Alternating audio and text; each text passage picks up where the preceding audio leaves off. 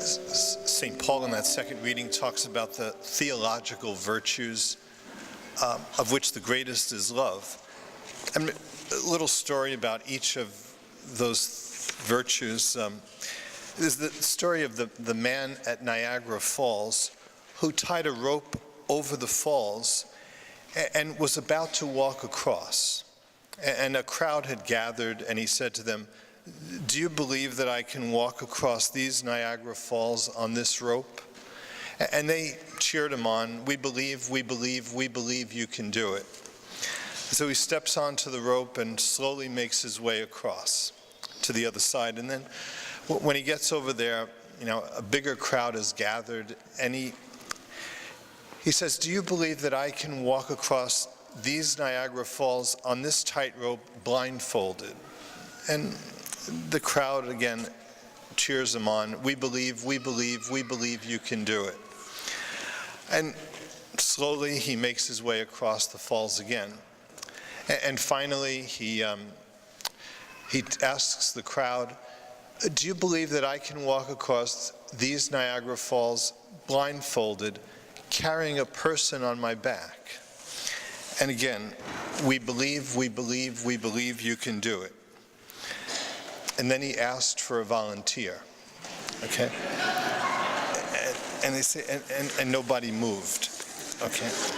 And like the question was, did they believe?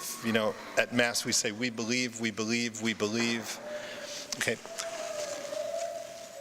But we don't believe only from the head up, okay? It's not, faith is not something we do only in our heads. But faith is the foundation.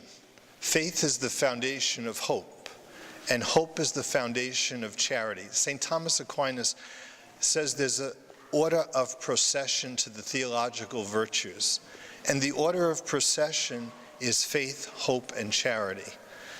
That if we have little faith, we have little hope. If we have great faith, we have great hope. If we have no faith, we have no hope, okay? The foundation of hope is faith, and the foundation of charity is faith and hope. Okay. Now, Father Mitch Pacwa explains the virtue of hope using the example of a little boy who gets bullied at school. The boy gets picked on, and he says, "I hope he doesn't pick on me today." And Father Mitch Pacwa says, that is not hope. Okay. Father Mitch Pacwa says hope means that the boy goes to the gym every day and works out so that he can take out the bully. Okay.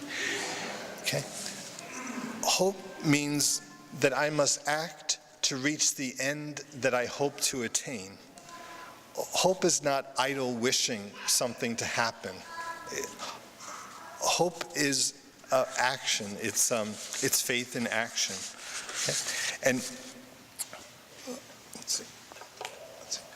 Of course, with God, we have the hope of salvation. Okay.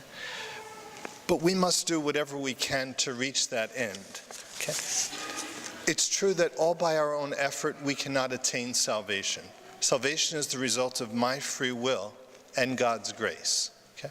My free will alone will not get me to heaven. I need God's grace. And God's grace won't do it alone. I need to cooperate with grace. Okay? Father Peyton, in his meditations on the Rosary, says that we have to be convinced of our own hopelessness, our own weakness, our own inability to do anything, and then we put our hope in Christ. If our hope is only in ourselves, that's called pride.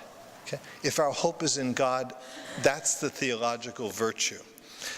Father Peyton says that humility is the mother of perfect hope. Humility is confidence in God. Humility hopes everything from God. There's that little aspiration, Sacred Heart of Jesus, I place my trust in thee.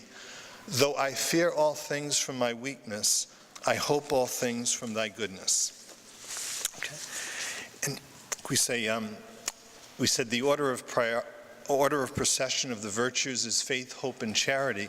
But St. Thomas Aquinas says that the order of priority is charity first. Okay? Charity is the gold standard. Everything else is a footnote. Okay? And there's a story about Mayor LaGuardia. He was a mayor in New York City during the worst days of the Great Depression and during World War II. Devoted New Yorkers called Mayor LaGuardia the Little Flower because he was 5'4" and always wore a carnation on his lapel. He was a colorful character who would ride the New York City fire trucks. He would raid speakeasies with the police department and take entire orphanages to baseball games. Whenever the New York newspapers went on strike, he would go on the radio and read the comics to the children, the Sunday comics, funnies. One bitterly cold night in January 1935, the mayor turned up at night court in the area that served the poorest ward of the city. LaGuardia dismissed the judge for the evening and took over the bench himself. And within a few minutes, a tattered old woman was brought before him, charged with stealing a loaf of bread. She told LaGuardia that her daughter's husband had deserted her. Her daughter was sick, and her grandchildren were starving.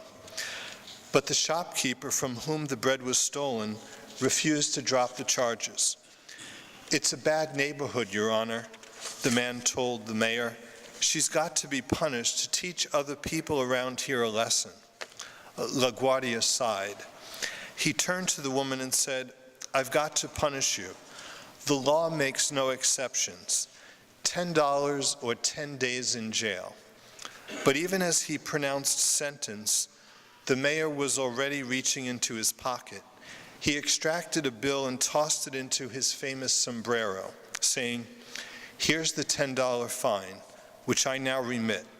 And furthermore, I'm going to fine everyone in this courtroom 50 cents for living in a town where a person has to steal bread so that her grandchildren can eat. Mr. Bailiff, collect the fines and give them to the defendant."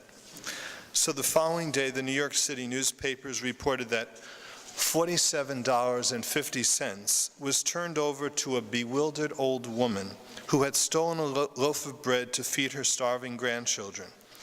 50 cents of that amount being contributed by the red-faced grocery store owner, while some 70 petty criminals, people with traffic violations, and New York City policemen, each of whom had just paid 50 cents for the privilege of doing so, gave the mayor a standing ovation.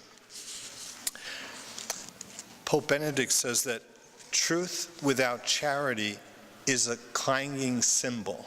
Okay? It's just a lot of noise. Okay? Truth without charity is a clanging cymbal. Truth devolves into pride. Wisdom devolves into pride without love. Okay? The saints express their love, and we say that the expression of love is virtue. Okay? Love is the gold standard. Everything else is a footnote.